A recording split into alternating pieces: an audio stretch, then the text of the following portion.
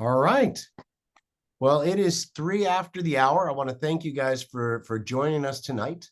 Again, my name is Jim Sheils. I'm a partner with Southern Impression Homes. I've been a real estate investor now for, holy cow, 26 years. Started in foreclosure, bulk foreclosures, renovating houses, did many of those. And about 10 years ago, I switched my total focus to new construction. It was the best move I've ever made. We have on tonight one of our property counselors, Paz. Paz, how you doing tonight? Good, sir.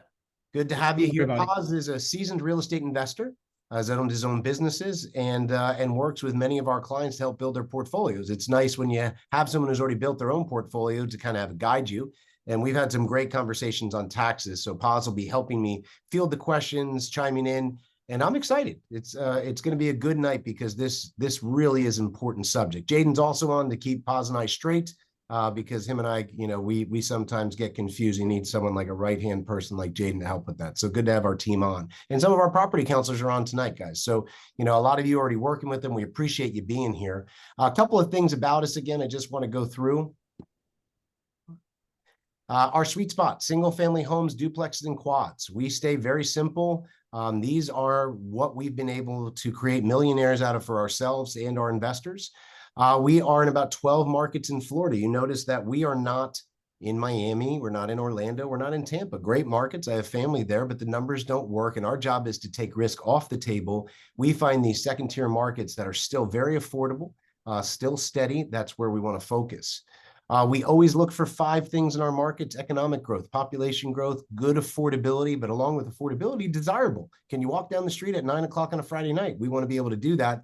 And healthy supply and demand. I've gone into those. I could do a whole webinar on that, but I just want to remind you of our 5 fundamentals. If you'd like a free copy of our USA Today best-selling book, this was a labor of love by my wife and I, my partner, all of our property counselors, several of our clients' case studies are in there. This really talks about our real estate journey and how build to rent, new construction turnkeys really became a whole nother level of success. And we're very happy to share it. So I recommend you grab a free copy of it. It's a great learning tool wherever you're going to invest, hopefully with us, but if you can take it wherever you go with your experience. Our job at Southern Impression Homes, very easy. We build the property right for you. We get it financed right with incredible insurance and also our own in-house financing right now at 3.75%. We also manage the properties for you. You got to have all those 3 things in working order so that you can, not be stepping in and creating a second or third job. You let the work fall onto our plate and you just grow the long-term portfolio. We have almost $1 billion under asset management with almost 56 million in annual recurring revenue for our investors. We've created almost 200 million in equity just in the last few years for our investors, have over 1,000 current active investors. We've developed over 9,000 units, house over 10,000 people, have 120 plus on the team, and that grows by the week. It's an $80,000 minimum investment to work with us. If you're not at that point, you can still talk to our property counselors. They'll point you in the right direction. But in order for us to start building the portfolio, this is the starting point that we would need. We own over 5,000 lots in Florida. So we are very excited for Florida, what we're seeing, especially in the affordable markets. And we plan to build them out with that sweet spot of single family duplexes and quads. Now, I want to tell you guys, let's get into the taxes. My mentor taught me this, 27 years ago. That doesn't even sound right. Most of us, the average American, works the first 4 months of the year completely for taxes. You don't see a dime of that. If you had to take out the whole year, that first 4 months, you're using all for taxes. Taxes are the most expensive thing we'll ever pay in our life. And so you have to learn certain tax advantages and tax code strategies in order to conquer this. And that's why I like real estate investing. That's why Paz likes real estate investing. Many of our clients, you're already on here. Real estate investing helps shrink that tax liability and gives you more of your time and money back. And that's what we all really want. And that's why I chose real estate for 90% of the investments I've done out there. Now, let's talk about the first form of taxes that you get with real estate that you wouldn't get with stocks, that you wouldn't get with CDs or anything like that. And that is depreciation. Now, I love depreciation. What depreciation is, it means you can deduct the structure's value over time. For residential real estate, which is what we focus on, 27.5 years. That's a non-cash expense. It reduces your income on paper and commonly creates paper losses, even when there's a positive cash flow. So think about that. Depreciation, by taking the depreciation, and obviously you want to work with a good accountant. I am not an accountant. I am not an attorney. This is no way that type of advice. I'm just giving educational purposes of what I've done, positive done. This creates paper losses on our rental properties, even with positive cash flow. And one of the things too, I remember the first time I was reading my first real estate book, in the first chapter, it said real estate can be depreciated while appreciating. That always fascinated me. That is a double positive effect for you. And this is one of the main components of how you're able to start fighting against taxes and finding legal and ethical loopholes, and depreciation's the number one. Paz, I don't know if you want to talk about this at all or add anything in. Absolutely. The IRS tax code, and I put some information in the chat for people to reference.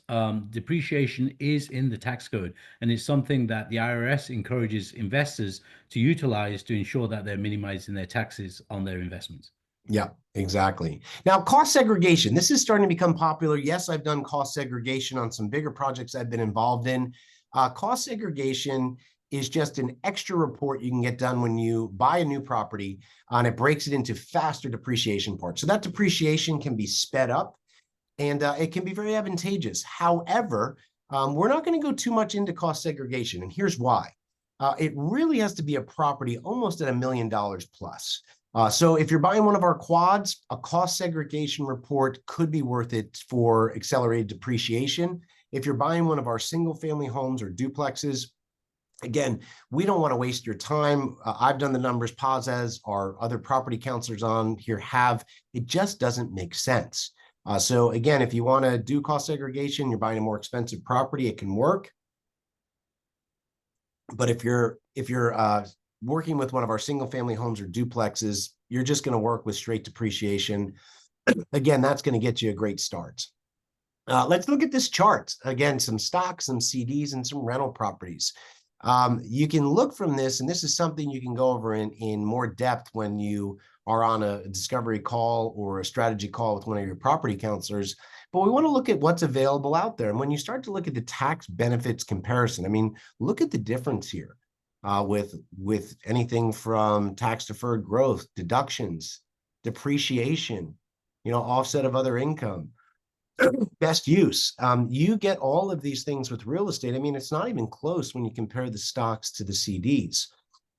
And again, if this is one of our biggest expenses, that's why so much of my money is in real estate, because I want all of these things to benefit me where these other things will not. And I've had years in the past where I was not as heavily into rentals, and I had tried other things, more stocks, more CDs, and I got killed taxes. And I remembered very quickly why I invested so heavily in real estate. And you see that one down there, 1031 exchange.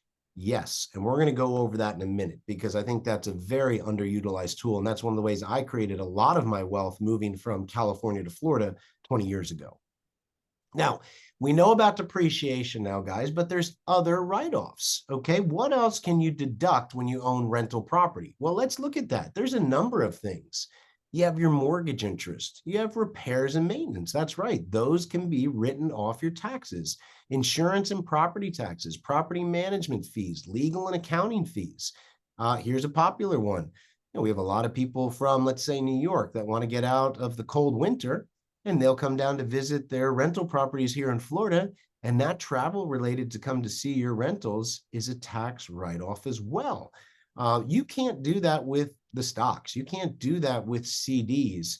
And again, these all can start to add up to quite an impressive level of where these write-offs, even if you have positive cash flow, passive income coming in, which is our goal, these will help to show differently on your taxes, and your accountant can be quite pleased with what you actually owe, comparatively if you didn't own these. Paz, I know you've used these a lot personally with your own portfolio.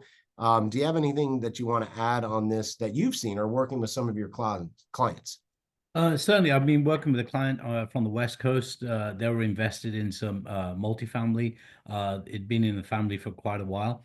They were able to utilize a 1031 exchange, move their money from the West Coast into properties into Florida, and complete passive. There was capital gains, but everything was able to be transferred, and there was no tax event because there wasn't a capital gain.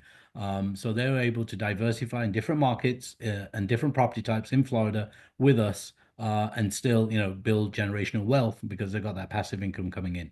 Yeah. And that, I mean, we've talked about this before, a lot of you on here, probably all of the counselors. And I mean, when it's all said and done, a house is worth what it can be rented for. And because there's usage here, the stock market's very different. And again, you guys look in the chat box, Paz and I were talking to that before we get on. I think it was the worst performance since the beginning of COVID, you said today, right? The Dow Jones Yes. has plunged. That can be very hard on people, the lack of steadiness of the stocks. Again, unless you're getting dividends, which are rare, then you put yourself in some ups and downs. And I've seen a lot of people exit in the downs, where with real estate, even if there is a sideways market, if you have the property rented and it's covering, it can give you a lot more security. Where a day like today in the stock market, people panic, they pull out, and they can lose 10, 15,000, I'm sorry, 10 to 15 years of savings in a day.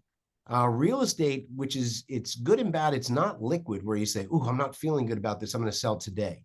And when there's still cash flow coming in, there's a calming effect. So again, I just wanted to bring that up because it was a very interesting day on the stocks, and I'm feeling good about being in real estate. There's going to be things that are going on right now with these tariffs and waiting for them to work out. I do think it's going to be a good thing for the U.S. economy once it settles down. But in the meantime, people will always need a place to live. They don't live on the stock market. I do see that question, Pause, from Heather. Heather, the investment, $80,000 per door. Well, $80,000 would be the minimum investment to buy a single family home, as Paz said. So per door, it could be a little bit less for some of our duplexes. So again, talk with your property counselor on each individual property. So we've talked about depreciation, guys. We've talked about other write-offs. So don't forget these. These really start to add up on a rental portfolio. I love taking these every year with my rental portfolio: the mortgage interest, repairs and maintenance, insurance, property tax, management fees, legal and accounting fees, and your travel to the property. I own a investment property in Costa Rica. Every time I go, that's travel related to my rental.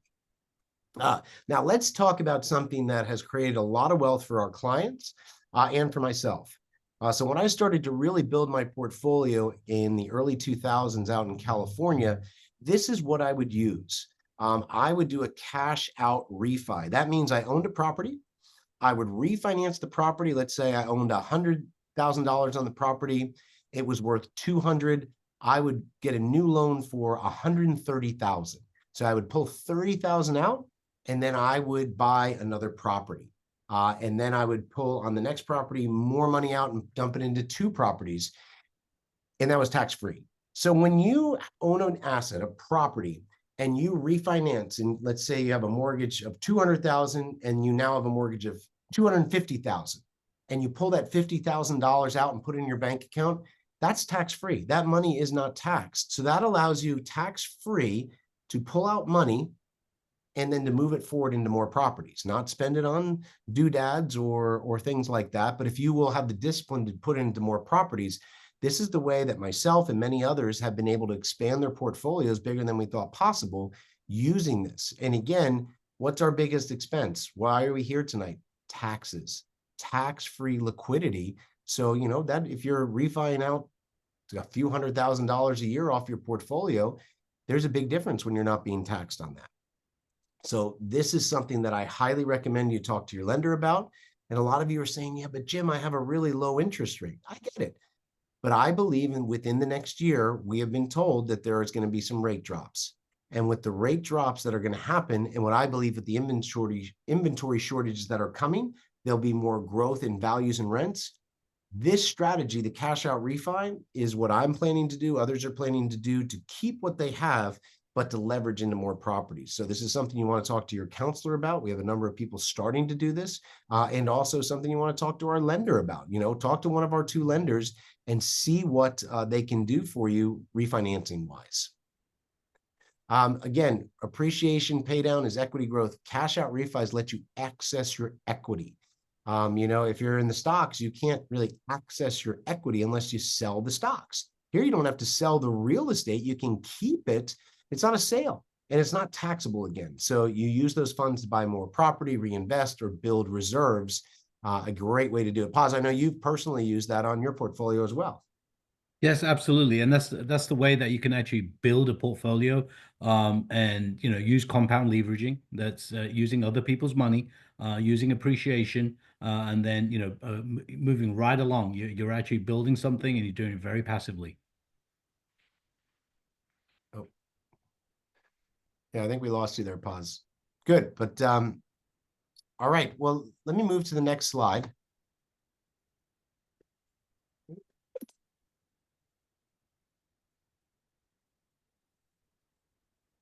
Okay, so 1031 exchange. This is a really important one. Can you guys hear me okay, Paz? You hear me okay? I can hear you. Okay, good. 1031 exchange. Cash out refis and 1031 exchanges go hand in hand for me, because if you're going to hold the property, you can refinance money out and put it into more properties. Or let's take my story. I was leaving California over 20 years ago now. I didn't like the landlord laws. I wanted to move to Florida. And so what I decided to do was 1031 exchange properties. So what that means is I would be selling my properties in California and taking the money and buying more properties here in Florida, tax deferred. Let me tell you how this works, the 1031 exchange. Okay, the 1031 exchange is, something that allows you to reinvest proceeds into, like-kind property. It defers the capital gains and upgrades your portfolio without paying Uncle Sam. So when I was leaving California, I was able to sell one of my properties for, let's say, 200,000, and I only owed 100,000 on it.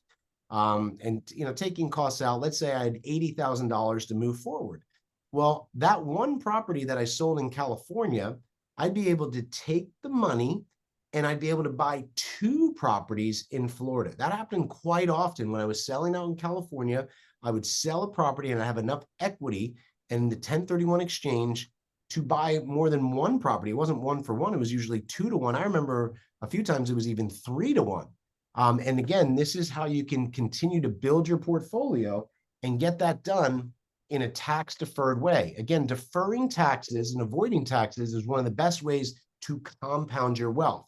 Now, when they say like-kind property means if you own a property and you're going to sell it in 1031 exchange, let's say it has $100,000 mortgage and you have $100,000 in equity sales proceeds. That's what you make when you sell it.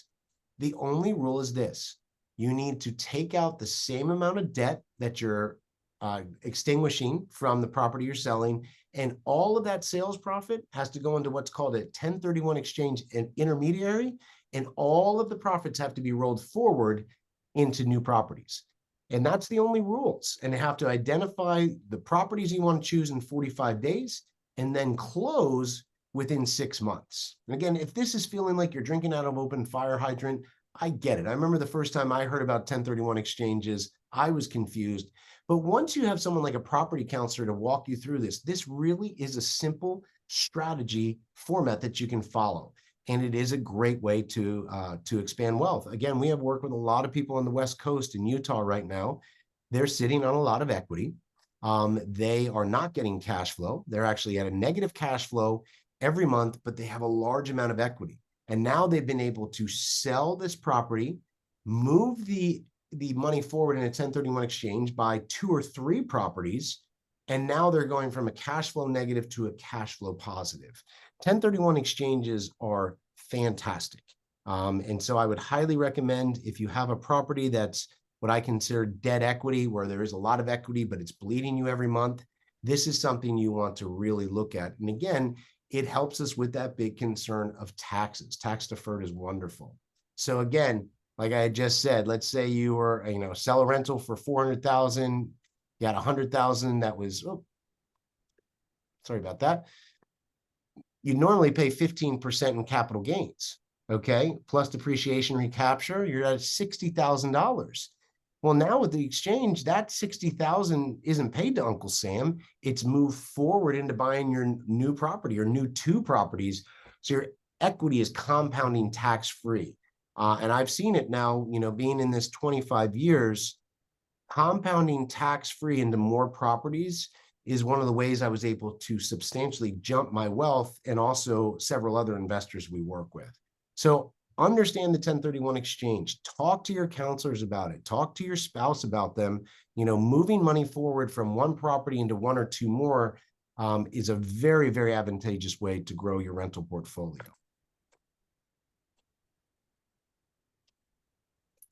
Guys, a little freeze here.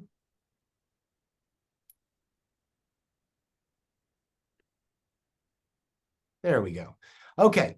Paz, did you have anything on the 1031 exchange? Yeah, it's critical with any 1031 exchange to work with a qualified intermediary or a QI. And we have access to a number of QIs who've, very seasoned, and they've got some good history in this area. It's critical for example, for the IRS to make sure that you're working with the QI to ensure that you don't touch any of the proceeds from a sale. They're transferred to them, and then your purchase is made. There's some time windows that you need to abide by. One of the things Southern Impression Homes is, we have a lot of inventory, so we always have inventory available. So when we're looking at critical time events that you need to adhere to for the 1031 exchange, we've always got inventory, and we were able to, deploy those assets in a timely manner to ensure there's no penalties. Perfect. Yeah, great point, Paz. So timing, in 2020, 2021, we had to say no to so much business of people who wanted 1031 exchange, because if you do not hit that deadline, you have 45 days, again, to identify as many properties as you want. Doesn't mean you have to buy them, but the intermediary has to have identification of any property you might buy in 45 days. And then you have up to the following 4.5 months to close on the properties you decide to buy. If you miss that deadline date of identifying or closing, you pay all the tax. So we were at a longer build cycle, over a year, because of material shortages. Now we're building on a continual build cycle. So we have, as Paz said, finished product with tenants already in place. So there is zero chance of us missing a 1031 exchange deadline with what we have now. And that's rare with new construction, because still there's longer timelines. But since we're on a continual build cycle on our own money, that's something you can do. So again, 1031 exchange, I can vouch personally of what they were able to do to my wealth, something I really encourage you to look at. Last thing I wanted to talk about before we go into questions is professional status, real estate professional status. We have a lot of people talking about this, and I love having it. It's great. Not everyone can qualify. And this is where I want to be careful. We never want to overpromise. We never have ever missed a 1031 exchange deadline. Never want to promise a certain type of tax until you've talked to your accountant, because that's their final decision. Always want you to know about great things like cash out refis or 1031 exchanges. But this professional status is something that, you have to go and try to qualify for. And I'm going to give you the requirements. And a lot of people say, can I get professional status? I don't know. It's every individual basis, but this is how you do it. You have to work 750 hours a year in real estate. You must be more than half of your total working hours. Allows rental losses to offset W-2 or business income, which is great. It's great for high income earner couples where one spouse can be the designated professional. You just have to put in the hours. You have to be able to mark them. So again, some of our white coat investors are probably on tonight. I'm meeting with Brett Stevens tomorrow. We're touring all of Jacksonville and Palm Coast. We've been talking about this, and some of you out there running your own medical practice, I mean, there's no way you're going to do this, and there might not be that enough activity. But your spouse may be able to get designated, and if you have a few properties, this could be possible. Again, we don't want to overpromise. We say it's possible. But we got to look into the nitty gritty of it. But it can be a great way. But again, to try to get professional status, if you're already stacked to the gills and trying to buy back your time, I wouldn't recommend this. Again, the tax savings is already there. This is an additional help to the depreciation, to the other tax write-offs. And it'd be great if you could get it. But we don't ever want to overpromise this. So you do have to look at individuals. I just wanted to show you the requirements for it.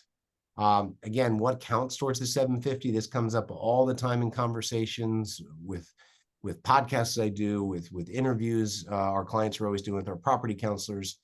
Tenant screening and leasing, coordinating repairs, managing turnover, property visits and inspections, collecting rent and record keeping. must be material participate in the rentals. This does not mean, I think a lot of you know I joke, I do not like managing my own rental properties. I know some people love it. I can't stand it. So I've always said manage your property manager. So managing your property manager, if you so choose, we like you to be more hands off. But if you really want to get deeper into your record keeping, or looking over repairs, or coming to visit the properties and inspect, these all can count towards your hours. So you want to be able to document those. And again, this is something you want to talk about with your accountant. But all these can count. Whether it doesn't mean you can't have a property manager manage the property manager, as I said, but you have to be able to document these times. I mean, one thing that's great for our clients, if you're coming in twice a year from California and taking some longer trips to look closer at things, this can help. So again, just giving you some ideas. It is a nice additional tax incentive that real estate, you're certainly not going to get this with stocks or with CDs, but something to surely look for. I just wanted to show again, I know Paz has been working a lot in these, and so have our property counselors that are on. Our duplex models in Central Florida were sold out basically for about 4 years. And we've just started to reopen finished developments of these, and they're doing very well. And again, just looking at this simple flyer, I always like to see, well, what did we go over that would be included on this? Well, first of all, the interest. Then we also have, out of that monthly cash flow, we have a contingency for maintenance and repairs. We have insurance. There's a visitation to the property. I mean, Paz, what other things do you see here when we're looking at it to be able to use tax incentives?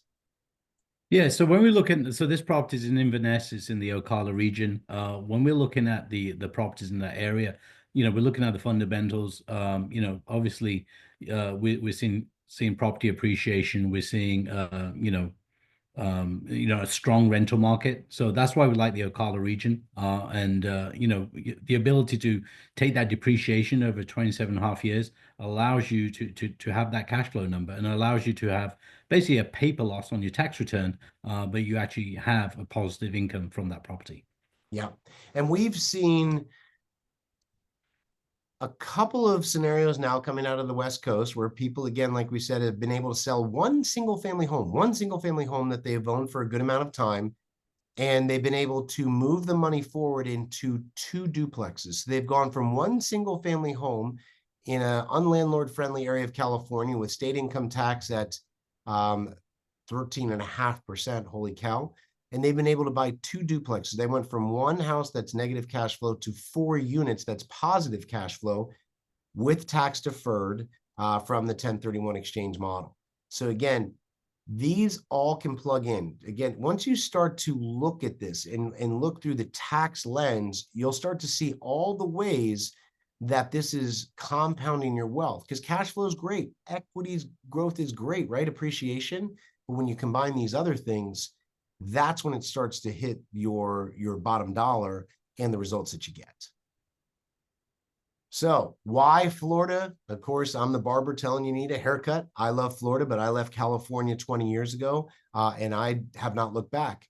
Again, I just mentioned it, no state income tax. So when I left California, it was 9.9%. Today, it's 13.5%.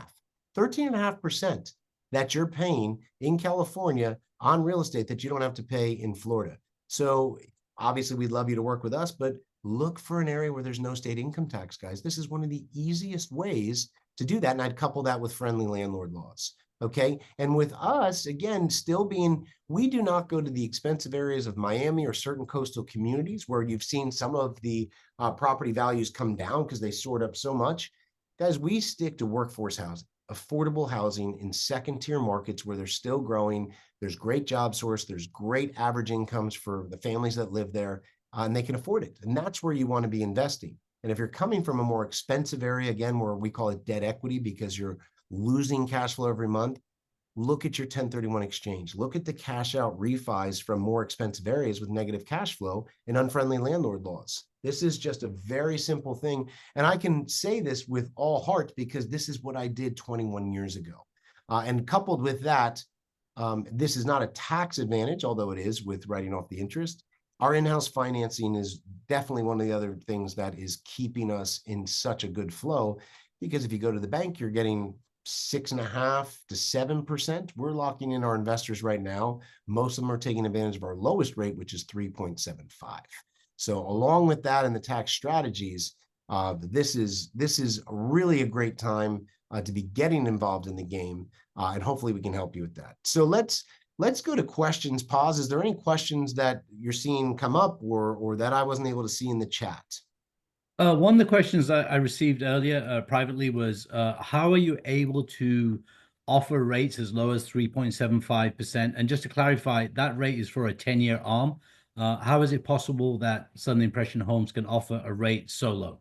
Yes. So let's talk about that. Our most popular two rates, 3.75, which is a 10-year fixed, 30-year amortization. If you're a little more conservative and you say, nope, I want a 30-year fixed, 30-year amortization, no problem. Our starting rate is 4.25. So a little bit higher, but again, still beating the big banks by about 3%. What we are able to do is we are in a very good financial position. Our balance sheet is very good and healthy, because a lot of we were bought into, a piece of our company was acquired by Sumitomo Forestry. They are now one of the largest builders in the US, 331 years old, and have cleared all of our bank debt. We're very rare to be a builder of our size with no bank debt. And by having such a strong balance sheet, it gives us leverage to go into banks and do what's called a builder forward commitment. This is a very important thing for investors, because it gets you rates that are not available to the average public. We have to qualify with banks for them to give us this. Luckily, we're in a good financial position, so a lot of builders can't even qualify. We've been able to, and what we have to do, Pause, as you know, is we're in the money buying business now. We actually are purchasing large tranches of mortgage money, and it costs us a pretty penny to do that, but we're able to get these lower rate savings passed along to our investors. And so that's how we do it. We buy them in large tranches. We have to pay to do it. We pass the savings along to you. And it gives us that goal of ours, which is positive cash flow right off the bat. Another question here, which is an interesting one, especially today, with the introduction of tariffs across the board. The question is, do you foresee issues with building materials and labor due to tariffs, and will market prices go up?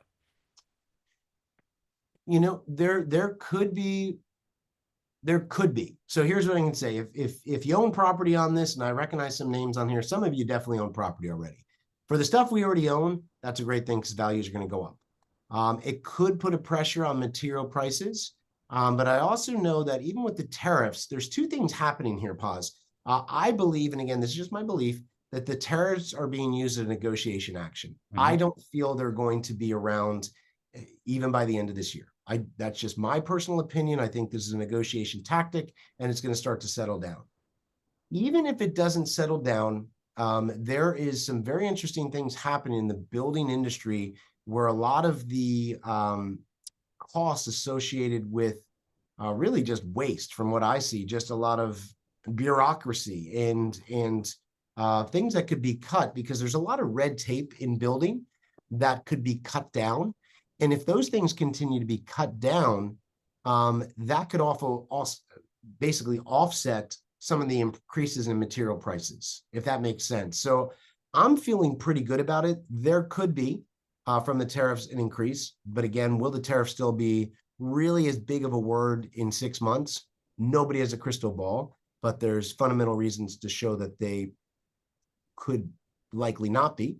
But even if they are going off, if we are even seeing a slight upward trend in material price increases, and we're also seeing a large, decompression of more of the costs, all the red tape costs going away, that could have a nice equalizer. And so I'm seeing good things, and especially for us, if there is an increase, well, guess what that's going to do to an already shortened inventory? That's going to be great for all of us that own property, to be sitting in a good position for both value growth and rental growth as well. I've got a couple of questions about property management, Sure. Suncoast Property Management. Their process of acquiring tenants, putting tenants in place, and one of the things that we do is we make it completely passive. A lot of our investors are on the West Coast, so a couple of questions about Suncoast Property Management. Yeah. So um, when I came to Jacksonville, Florida, 21 years ago, I hired and fired 4 property managers and I took them in house. I think I owned 120 something properties myself at that time. I hated it. And that's where I found Chris Funk and his dad. My partner now has started Suncoast. They took my properties in house, and they did a better job than I did. And property management, and those were the older houses. Again, as you guys know, I've traded into the newer construction model. And so property management is very important. And what I found and what I had always said is I don't want to be involved. I want to have it handled. And that was how I've always tried to do it. And as I came on as a partner, that's always been one of our goals, working hand in hand with Suncoast. So this is an area where we take a lot of extra due diligence in things you wouldn't even think of. Screening a tenant, we would rather a property sit a few extra weeks to find a really qualified tenant than an okay tenant. And what fills in those gaps are a very rigid, and if you haven't gone through this, we're not going to have time to do it tonight. Sit down with your property counselor. They'll go through with you all the requirements that Suncoast goes to, and then you can even get on with one of our property management leaders. But it's very rigid. And in knowing who I am and my go personality, I don't want to take the time to do that. I'm glad we have a large staff to do that on rentals. So there is a very rigorous entry point if you want to get into one of our rentals, because we don't have to be desperate. We're in new construction workforce housing areas. So the starting point, I think, of better property management is better properties. We don't manage the properties that we used to 10 years ago. We've upgraded, we've let go of older, smaller properties in tougher areas to focus on our new construction. So right there, that's one of the best ways to get better management is better properties in better areas and better condition, new construction. And secondly, once you're going to open the doors to your investment to someone, there is a rigorous qualifying process. And again, talk to your property counselor about this. There's 27 things we could go through right now of what do they do and how do they make sure that a paycheck is not fake. I mean, these are the type of things you have to start to look for. And I never see. No, I can't remember the last time a tenant had my phone number and called me. I don't want that. I want to be anonymous. I don't want to make the decisions on that. I'll talk to them about bigger maintenance or repairs or such, but I want their qualifying process to put the tenant in for me remain anonymous, and me just collect the money at the end of the month. I got a question here, Jim, about the warranties that we have on our builds, and what type of warranties, and is a positive question because they understand that we're a vertically integrated builder, so we build it, we're with you with the long term, and we also manage the property as well. Yeah, warranties. I remember the first time I was involved in a new construction house many years ago. It's great to have a warranty, but if you can't find the builder a year later, that's a problem. The nice thing about us, they work hand in hand. Southern Impression Homes takes the warranty and brings it right over to Suncoast. So it's very easy to find the builder to handle the warranty work since we work hand in hand. When I did old properties, as you know, Paz, and some of you out there, we could do what was called a 1-year warranty. We'd be able to get a warranty insurance policy of 1 year on just the work that we had done. And that's okay. But again, not getting off track, older houses just have more turnover and more maintenance repair. They just do. We've done the numbers on thousands of new construction versus old ones, and it just does. So that's really important to remember when you're trying to figure out warranties. Old ones, 1 year. New construction, it's a 2-10 warranty. So that's 2 years on the small stuff, 10 years on the big structural stuff. And again, this is where a lot of you are saying, let's go into it more. You want to sit with your property counselor. Let them go through the warranty information with you so you can see each thing. But again, big picture wise, when I did old properties, 1 year. Now with the new construction, 2 years on the small stuff, 10 years on the big stuff. go through the warranty with your property counselor, you'll have a better understanding. But again, that's the advantage of new construction. I've got a question here. The question is, when do you recommend investors to sell their properties and why?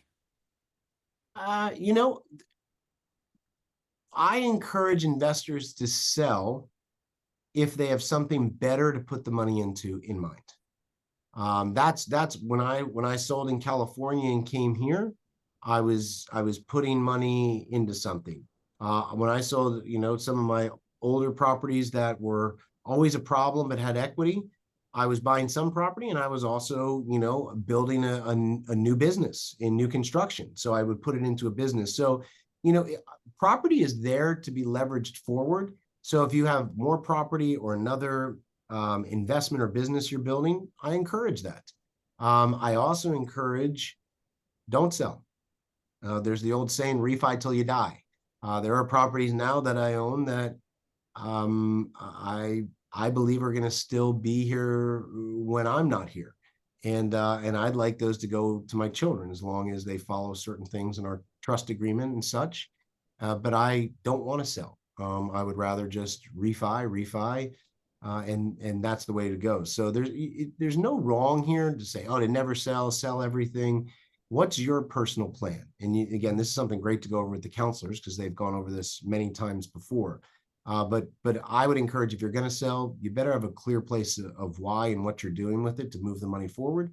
Or, again, before you sell, look at this tax-free refinance, right? The cash out refinance. That can be a way to give you the best of both worlds. Right. And also following up on that, to answer this question, when you acquire a property, you let it appreciate over a period of time. And when you do a refi on it, when you have the ability to pull the cash out, when you pull that cash out, that is not a taxable event. Yes. So you're able to use those proceeds for your retirement, or, put a child through college and things like that. So it's not a taxable event.